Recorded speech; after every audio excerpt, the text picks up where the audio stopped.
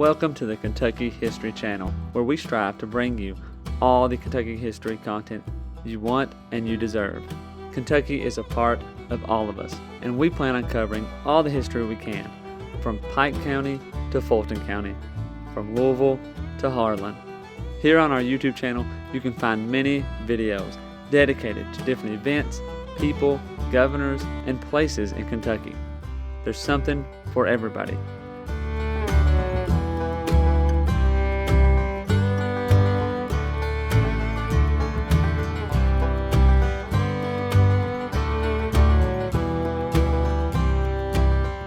While you're here, if you like the channel, hit the subscribe button and the notification button so you get notified anytime new Kentucky history is available.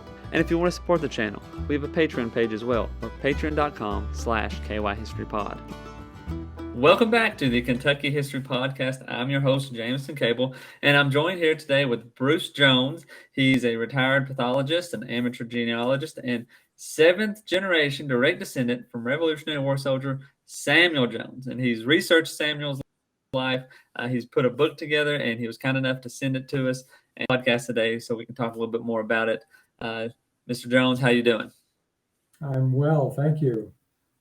Well, thank you for coming on, and thank you for sending us the book. Right here is a copy. We'll talk a little bit later about how people can get a hold of it and so forth. But before we get started, even that, why don't you tell us your Kentucky connection or just a brief connection to Samuel Jones and so forth? Well, Samuel, as we'll talk about, ended up as a pioneer settler in Mason County, Kentucky, after his war service. And he spent about 20 years in Kentucky before he took his family across the river, probably because of the availability of land, and into Ohio, where he spent the rest of his life and raised his family. That's the main Kentucky connection. There is a later Kentucky connection, which I can ask for any help out there in a later generation that had to do with Petersburg, Kentucky. But we can address that after we talk about Samuel. Obviously he's time in Kentucky and so forth, and his story is just very compelling. We've been talking a lot over the past year or so about frontiersmen and that settling of Kentucky, and Sam's story is very similar to some of those, and it's just compelling because, as many of the listeners know, and as we've done in the past few years, you know about Daniel Boone, about Simon Kenton to an extent, and the list goes on as people you don't know about as much, and then you get people as well as like Samuel that was just as influential, had a very interesting life, service in the military and so forth, but you don't know those stories as much, and that's one thing I'll commend you on is telling the story of your ancestor. It's really good to have documentation for generations to come, because there's a lot of people whose their family or so forth, their person that they came from, there's just not as much documented or known even where they came from. So hats off to you for that accomplishment. And I know you mentioned earlier about some more books, but we'll talk about that as well. Before all that too, tell us a little bit about yourself and what you've done throughout your life. Well, I'm a physician, a pathologist, now retired. I worked in a couple of health systems in the Detroit, Michigan area. Had a very good, happy career, and now I'm happy to be retired and playing with grandchildren and spending a lot of time working on adding to our family tree. We've got almost 3,000 people in the tree at this point. Wow.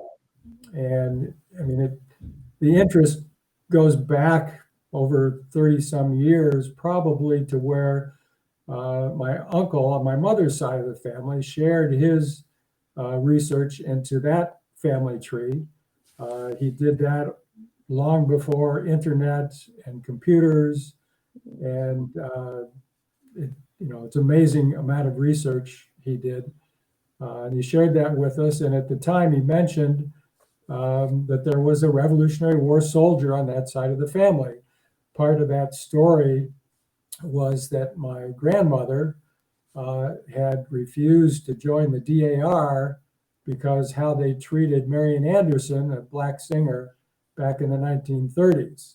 Mm-hmm. And through that conversation, my father mentioned, well, you know that there's a Revolutionary War soldier on the Jones side of the family, and something we had no knowledge of. We didn't know much more than our grandparents. My brother and I decided that we needed to do some research, and my father did have some information stashed away that we looked up. And researching over the years, we pieced together Samuel's life. It helps to have somebody in the military because there's still all of his records available to us. And the first known presence of Samuel Jones is when he enlisted in Winchester, Virginia, in the 8th Regiment of the Virginia Continental Line, which you've addressed actually in a previous podcast. Peter Muhlenberg's regiment. Yeah. And there's a whole story related to him and his regiment. And Samuel actually enlisted in the second enlistment period of that regiment. I think it was in 1776, early on, that it was formed, and they went down to the First Battle of Charleston, where they defeated the British that time. But the regiment suffered a bit, particularly from disease. And when they came back to Virginia, they needed to recruit. And so we believe that that is the most consistent time that Samuel enlisted, late 76, early 77. And then he would have gone down to the encampment at Woodstock. And I don't know how much training he received, because I believe it was around March or so that the regiment went to connect with Washington's army. But we know from the records that Samuel got sick. Mm-hmm. And we know also that the Revolutionary soldiers had more to risk in their life and their health from disease than they did actually from battles. Yeah, that was one of the things I was I was reading is the probability of death in battle was less than just dying of sickness. I mean, that's Yes. that really paints the picture of how bad it was. And also at that time, we don't know what Samuel was sick from. We do know that he was sent to Yellow Springs to recuperate, which was a place outside of Philadelphia that a lot of the sick soldiers were sent to. But it was also at that time that Washington required the troops to get inoculated against smallpox. The inoculation process, although controversial,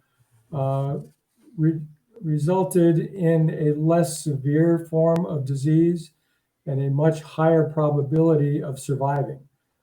Death from that process was probably less than 1%, as opposed to naturally occurring disease, which could have a mortality of as much as 30%. That's a That lot. was a big risk for the troops. Yeah. So it's possible Samuel was recuperating from his smallpox inoculation, but there was typhus, typhoid, malaria, dysentery, all kinds of other things he could have had. The good news is that he survived and he went back to the regiment. And he was there in the fall for the battles of Brandywine and Germantown. We know that.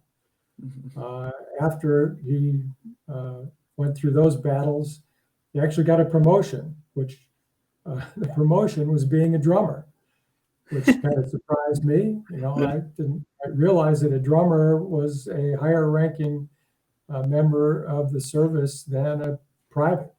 Yeah. And he was all of 16 years old then. He enlisted when he was 15. Wow. And I learned that the majority of these soldiers in the Revolution were young, an average age of 20. So lots of teenagers. Yeah.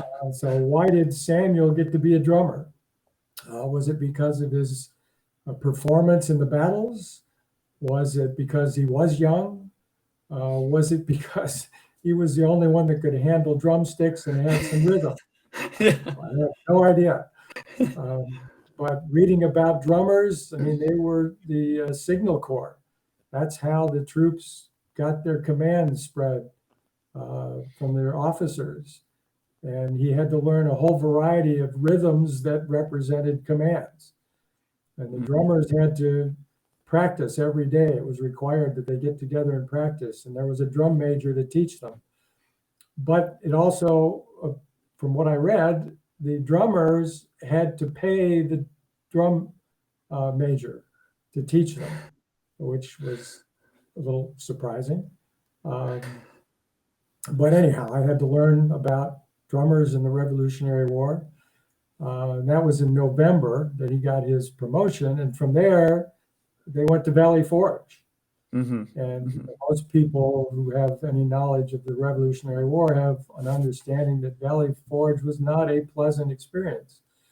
Now, he survived the winter, possibly barefoot, probably in a state of starvation, and surviving the cold.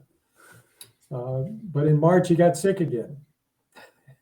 We don't know what he was sick with, but this time he was sent to Virginia to recover, probably down to Woodstock or Winchester.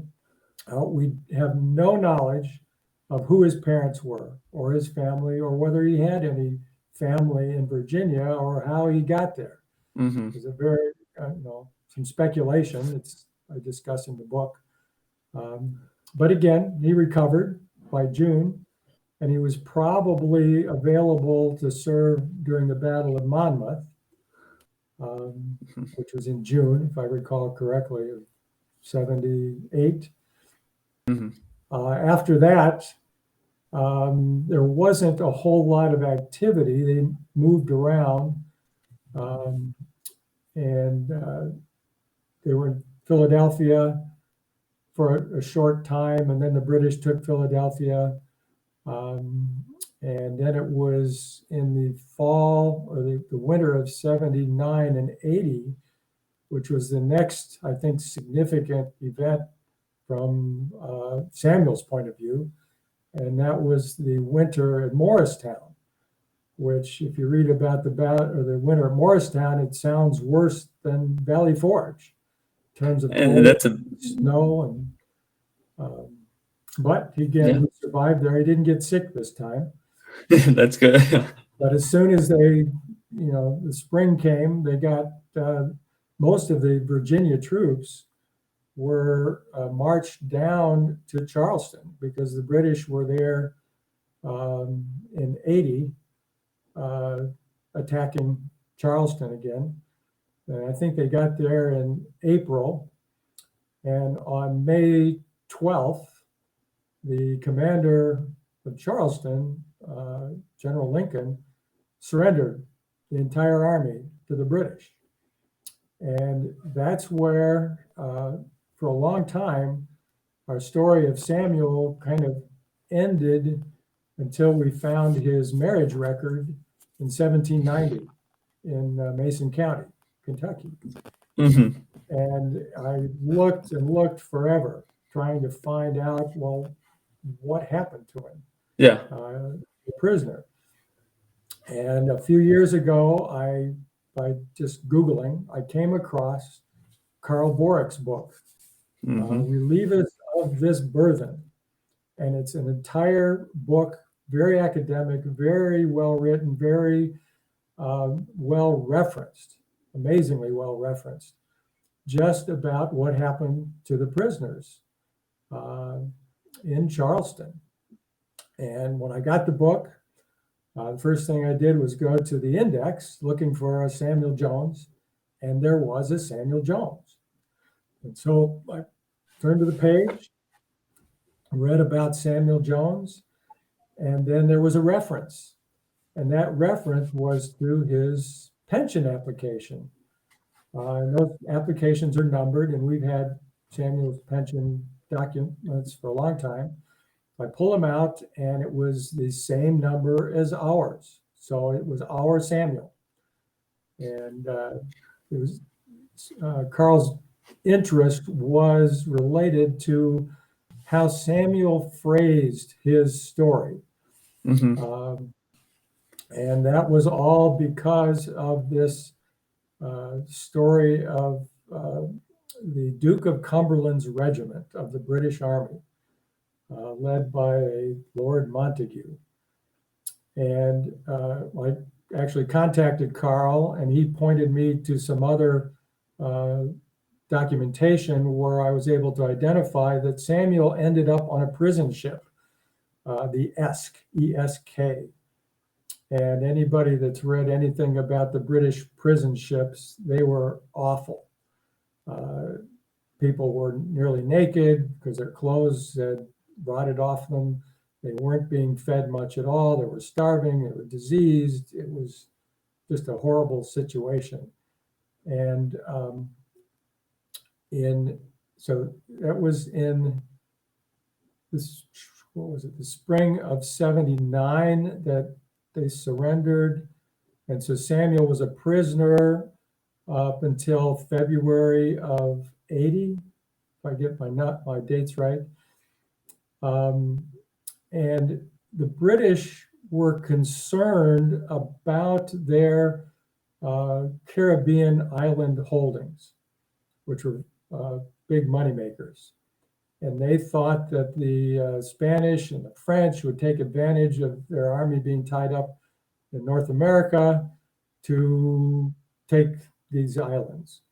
And they were short of soldiers.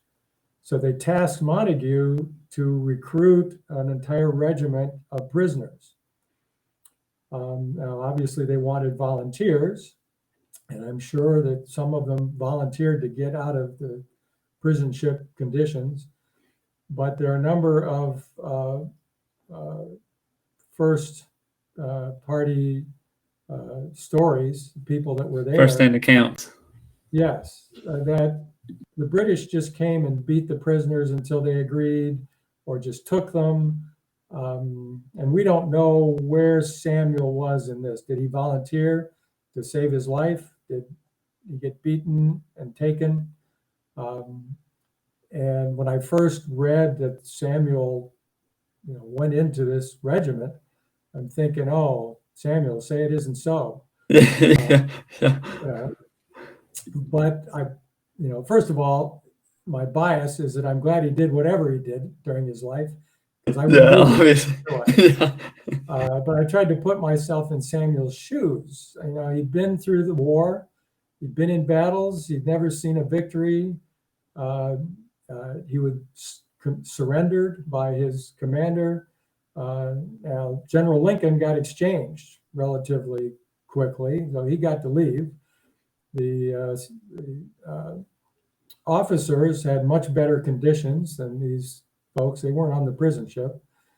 And they knew that Washington had told Congress he had no intention of exchanging the Charleston prisoners, because he figured that the British would get a better deal out of it than he would. So here I am, starving, cold, practically naked, and no hope from leadership. Yeah, what am I going to do? So I could see how he could volunteer to get out of that, to get some food and clothing. And he was told he wouldn't fight his American comrades. He'd just be sent to the Caribbean. And that's what happened. He was sent to the Caribbean, the whole regiment, about 500 prisoner soldiers. And I got to research life on on Jamaica, which is where they were sent. And I was amazed at how much of a story there was. There's a whole book written about Jamaica during the American Revolution, and a published article by a British physician, which I found very interesting, about the whole of what life was like on Jamaica during that time. They didn't have to fight, fortunately. There was a bit of an armada of French and Spanish ships and soldiers headed toward Jamaica, but the British Navy intercepted them and defeated them, and actually took a lot of them as prisoners, and they were kept in prison camps on Jamaica. Eventually, the war ended, which Samuel never would have been able to predict how it ended, because it happened after they were in Jamaica. And the Treaty of Paris required the British to release all Americans that they had captive in any way, shape, or form. And that resulted in the end of the Duke of Cumberland's regiment. It was dissolved, and all the soldiers were released, and they were given choices. They could get shipped to England if they wanted to. They could stay in Jamaica, or they were given the opportunity to go to Nova Scotia and receive a land grant. Now, we've got a roster of the regiment when it was ending, and Samuel was listed there as somebody who had signed up to go to Nova Scotia. Now, I found a book that lists all the land grants for all the British soldiers in Nova Scotia. That's nice that somebody put that together for me. And it lists all the regiment they were in and what their land grant was. And I looked through that book, and there is no Samuel Jones receiving a land grant of the Duke of Cumberland's regiment. So this is where I speculate. I speculate that he signed up not knowing what else to do, and somehow he got an opportunity probably to get on a merchant ship and go back to America. Where would he have gone? Probably back to Virginia, because that's where he was from, and that's an area he knew. Now, his future father-in-law, Asa Reeves, was a landowner in Virginia at that time. I'm speculating that somehow he got connected with the Reeves family, probably worked for them. And Asa Reeves sold his Virginia property in 1789 and relocated to Mason County. Now, why he did this, business opportunity, land opportunity, we know his brother went to the same location, and they were property owners in Mason County. In 1790. Well, a quick question. Yeah. And I mean, this happened a lot. You had Revolutionary War people going to Kentucky. Was it, and you may or may not know, was it the Mason County that was formed in like 1780? Well, when Mason County was formed, and he got there, I guess I'm trying to think of like close to Maysville, Mason County, or just the broad general Mason County, or do you know exactly? Well, we know it wasn't far from Maysville in the little town of Washington, because at that time Washington was more of a town than Maysville. Yeah. And we also know that those families that like took their whole family and all their possessions came down the river. They'd get a flatboat made for them up around Pittsburgh. They'd float down the river. There were, from what I understand, 3 common locations One was in the area near Zanesville, Ohio, which was written about by McCullough in his book. I think it was Pioneers. And then there was Maysville because it was a good landing spot on the Limestone Creek, and then farther down in Cincinnati. And we know that the Reeves property was not far from the Washington, Maysville area. So they stayed near there. I don't know exactly where the property was. I haven't researched that. But I suspect Samuel came with the Reeves family as a hired hand. And for him to have married, he was 28 years old by the time they were in Kentucky, and he married a 17-year-old daughter of Asa. And Asa was listed by the DAR as a Patriot because he provided supplies for the American Army. Yeah. And his sons were in service. Samuel ingratiated himself in one way or another with that family, and well enough to marry his daughter. And I suspect, since I have no documentation that Samuel owned property in Kentucky, he probably worked for his father-in-law. Now, they married. He and Elizabeth had 9 children in Kentucky. Whoa. And we know that by family stories that Samuel and his teenage son, Tarpley, went to Ohio looking for property. And it took a long time for me to try to find documentation of that property. And it was only last year that I figured out we'd been looking in Brown County, which is what all the family records said, that he lived near White Oak Creek outside of Georgetown in Brown County. Well, he bought this property in 1810. Brown County didn't exist until 1818. And it was formed from part of Claremont County and Adams County. Yeah. Yep. Okay. So I said, well, maybe I ought to ask the people in Claremont County, because that's where Pleasant Township of Brown County came from. And it didn't take long at all for them to find the documentation of his land purchase, which is a bit of a complicated land purchase, because 2 Virginian soldiers had combined their Ohio land grants, since that was part of the Virginia military district, when Virginia agreed to allow this land, which they had claimed for a long time, to become Ohio. They reserved the right to give these land grants to their Virginia soldiers. Now, Samuel never got a land grant, but he purchased this land grant that 2 soldiers had combined, and they sold it to Samuel and 2 Carringtons, a father and a son. And why there was this complicated sale is not clear to me.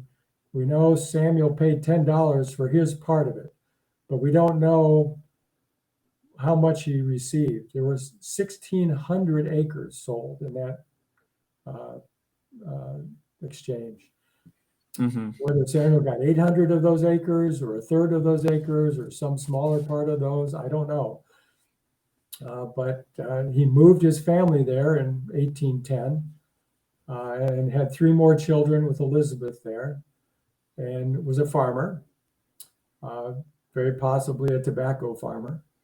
But we know by the time he submitted his pension application in 1818, he wasn't doing particularly well.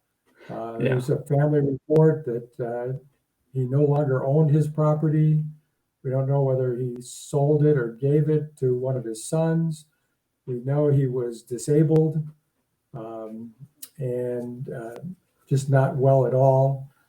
His wife died sometime between 1820 and 1822. And a story of one of his grandsons, Lewis, states that he lived with his children after his wife died. And when he eventually passed away in 1837, um, his grandson stated that he was buried on the farm. Now, I don't know whose farm it was exactly, Yeah. and where that. So he wasn't buried in a cemetery that we can go find. Um, but that was essentially the end of Samuel's story. Mm-hmm.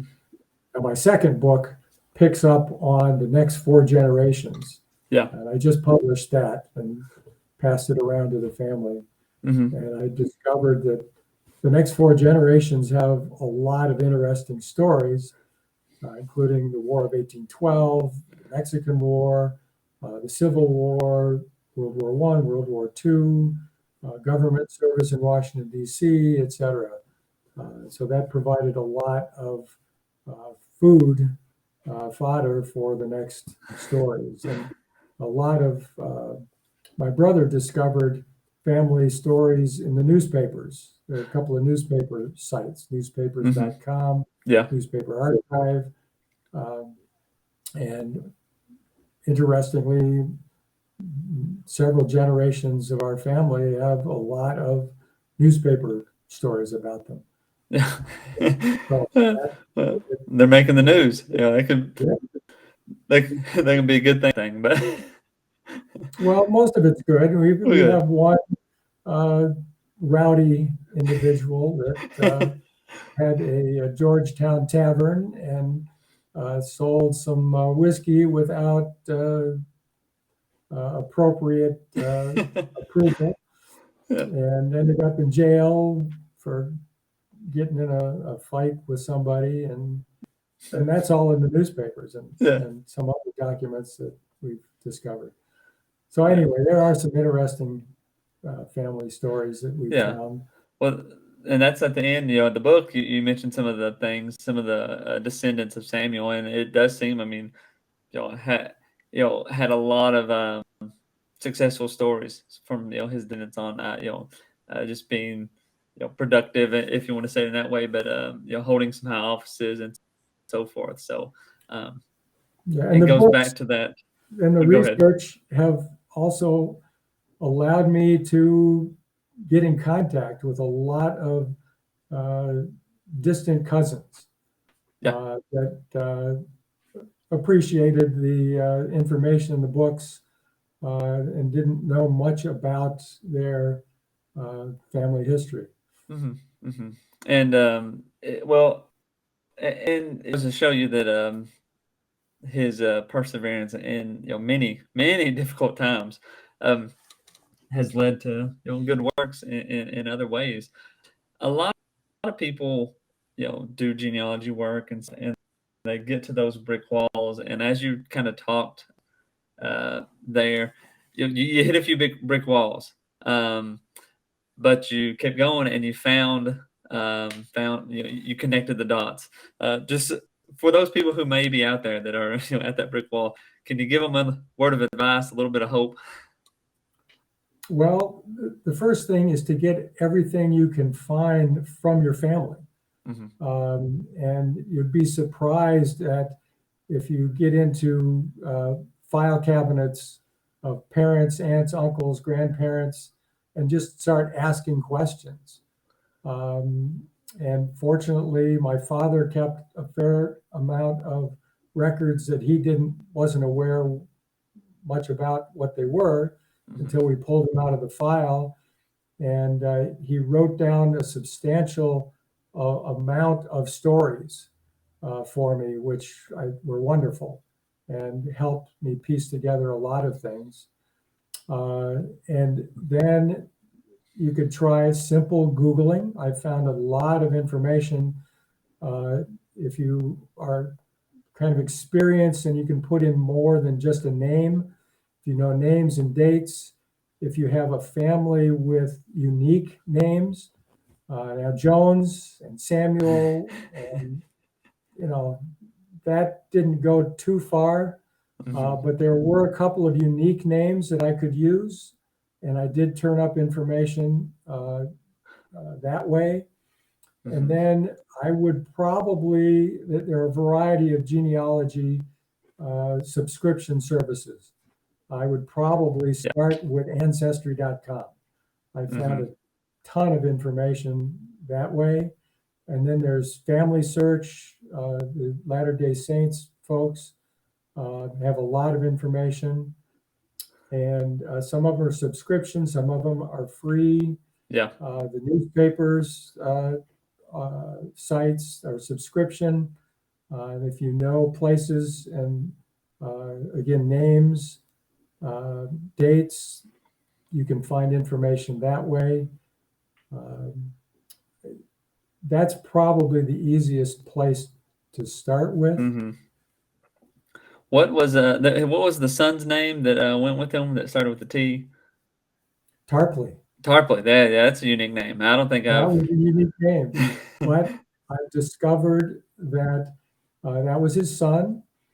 He had a few nephews. His brothers named Tarpley, which caused yeah. some confusion, but and I actually discovered some current Tarpleys that are Wow. distant cousins. I have contacted them because of they put some information about one of their ancestors in Wikipedia. And when I searched on Tarpley, the Wikipedia page came up, and this individual, and it named the town he lived in, which was where my father grew up. I asked my father, "Do you happen to know this individual?" And he says, "Sure, I met him." And so that caused me to pursue um, some information that led me to contact the Tarpley in Tennessee. I've shared a variety of information back and forth with him. I shared some old family pictures, and he said, "Well, we've got a copy of this picture, but we never knew who he was." Wow. Anyhow, it's really been interesting how I've connected. I sent a copy of my second book to the Bartholomew County Historical Society in Columbus, Indiana, and immediately got a phone call from a distant cousin who saw the book, realized this was her family, even though she's not a Jones, she's a Mary. And she had a lot of questions, and we talked for quite a while. And she asked if I could research her grandfather a little bit, and I discovered some information for her about her grandfather and some other, her great grandfather. And so that was Kind of the way it goes. connection. Yeah. And like many, I mean, if there's anything, I guess, that you could get, or that you wish maybe document-wise you could have, anything you could like would have just made this better, or connected some more dots, anything like that. Well, the one question I was going to bring up about the Kentucky connection is in a later generation. It's my great great grandfather, Henry Clay Jones. He was a young small town lawyer in Versailles, Indiana. Somehow he connected with a young woman in Petersburg, Kentucky, Boone County, across the river. She was younger. She was the granddaughter of a local Petersburg celebrity, John Norris, who was an 1812 war hero of that location. There's been a number of things written about him that are on the internet, the Norris family, how Henry Clay met Alta Norris, courted her, and married her. There's got to be a story there. Yeah. This was he married her in 1878. Wow. And I would really like to know that. And looking up that, Alta's sister, Ethel Norris, married Benjamin Berkshire, who was a prominent businessman in Petersburg. And they lived in a historic home that still exists, and it's got its own Wikipedia page. And that is the, now I'm blanking on the house. What's the house's name? Prospect Hill Farmhouse. And my father referred to it because he had visited there as a child. And he said, oh, we would go to the big house on the hill in Kentucky to visit with the relatives. And I don't know whether that was just a house purchased. I mean, it was built in the 1800s, not by the Norrises or the Berkshires, but we know that Ethel and Benjamin lived there, owned the house. But there's some indication that maybe the Norrises owned the house before the Berkshires. And I would also like to know, I haven't been able to research more about the house. It is a historic home, so there's a whole write-up on the application that you have to fill out to make a home a historic home. We have a photograph from the early 1900s from the Joneses' visits. There's also a 1937 photograph that's on the web, on the internet, about the home. And my father went back there in the early 2000s, I believe, to visit, and he took photographs, and the house looks the same as when he visited it 100 years before. Now, it's located in Boone County? Boone County, Petersburg. And it's a very prominent historic home there. So any information about that somebody might be able to pass along would be appreciated. And like whenever I'm Samuel's story, you kind of you do a good job of describing the events and how it goes along, and just the adversity that he has to endure. You're able to kind of you can see what he went through. I just wish we had more journals. If he would, man, you could have really, gotten to his head a little bit more of what was going on around him and so forth. So it's really those are good historical documents, getting a good one thing journal. that I was amazed to be able to find is there are published county history books that were published in the late 1800s, early 1900s, that are exceptionally detailed with stories and people and families and relationships, all kinds of amazing information that I pulled from to tell stories that would have been equivalent to Samuel's stories. And one thing, we think of pioneers and their wood cabins and, hunting and farming. But one thing that really amazed me was the story about the citizens of Mason County coming together in 1798 to express their opinion and dissatisfaction with President John Adams' Alien and Sedition Acts. And they put together 12 very well-written resolutions. There was a meeting of something like 1,500 or 2,000 citizens to discuss this, and their political acumen and interest at the time I found phenomenal. And their 12 resolutions were taken and incorporated and elaborated upon by Thomas Jefferson and James Madison to express that parties, Jefferson and Adams weren't exactly on the same page when it came to politics. But they put together this opposition to those acts. And as soon as Jefferson became president, he canceled a number of them. All those, at least one aspect of them, has persisted to this day. I forget which one, but it allowed President Wilson to prosecute and imprison people that disagreed with him in regards to World War I. They were used to, imprison, if you will, the Japanese citizens on the West Coast. Anyhow, I was amazed at that time. The They were. Kentucky citizens, were that astute and aware of what was going on in the country. So where can people get the book if they are interested to see, get more of a So it can be purchased on Amazon.com.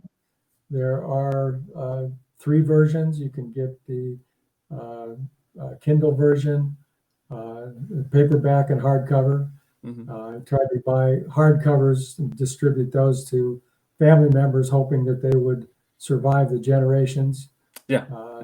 Whether they were read or not read, they'd still be on somebody's bookshelf. And then the second book is called 4 Generations of Jones. And that's the next 4 generations of my connection. And I've also written a book about a great uncle of mine that I'm just in the process now of getting published. And that is Frank Norris Jones. He was an accomplished pianist, went to Europe to study with and I had to learn this, the most well-known piano teachers in the world. And the reason I have put together a book is because we found a cache of his handwritten letters to his family, over 60 letters for the 3 years that he was there, and they're fascinating. Wow. Being able to elaborate on that, and I call it a combination of travel log, music history, art history, and soap opera about what he was doing and traveling and what was going on at the time. I think it's really a fascinating story. Well, I'm sure those handwritten letters are so much information just in those would be a treasure. Well, anything else before we let you go here? No, but I thank you for inviting me and being able to tell Samuel's story. Well, go ahead. People will find it interesting. Yeah, well, it is very interesting, and you oftentimes get those stories or the books about the generals and the captains and the brigadier generals and all those kind of stuff, and sometimes it's nice to get the drummers, the privates, those people who are on the ground doing most of the work, get their stories as well. So again, appreciate you sending the copy and just doing the work. I mean, it's doing the work to get the story out there, and hopefully more people will take interest and also maybe write their own stories from their ancestors as well. But I guess that's it for now. Thank you again for coming on. If you ever have the need or want to, you're invited back, of course. And thank you all for listening. We'll see you all next time. Thank you. Welcome to the Kentucky History Channel, where we strive to bring you all the Kentucky history content you want and you deserve. Kentucky is a part of all of us, and we plan on covering all the history we can, from Pike County to Fulton County, from Louisville to Harlan. Here on our YouTube channel, you can find many videos dedicated to different events, people, governors, and places in Kentucky. There's something for everybody.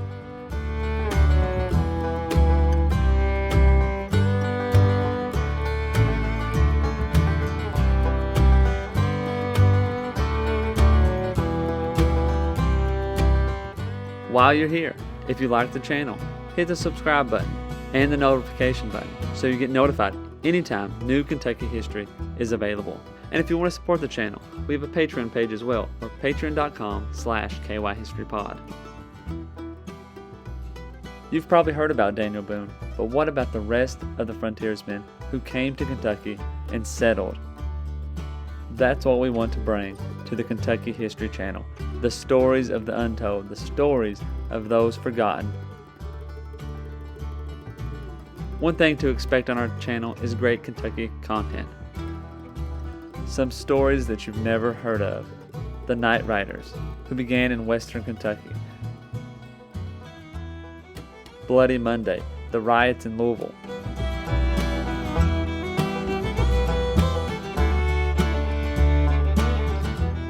The assassination of Governor Goebel, the only governor ever assassinated in the United States.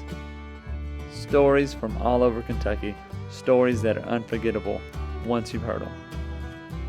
You can find out who counties in Kentucky are named after and how your county got started. From beginning to end, we plan to document every county in Kentucky, all 120. Reach out to us on all of our social media platforms, Twitter, Facebook, and Instagram. And also leave a comment on one of our YouTube videos. You can also check out our podcast episodes. You can subscribe to our podcast on Apple Podcasts, Spotify, iHeartRadio, and many more.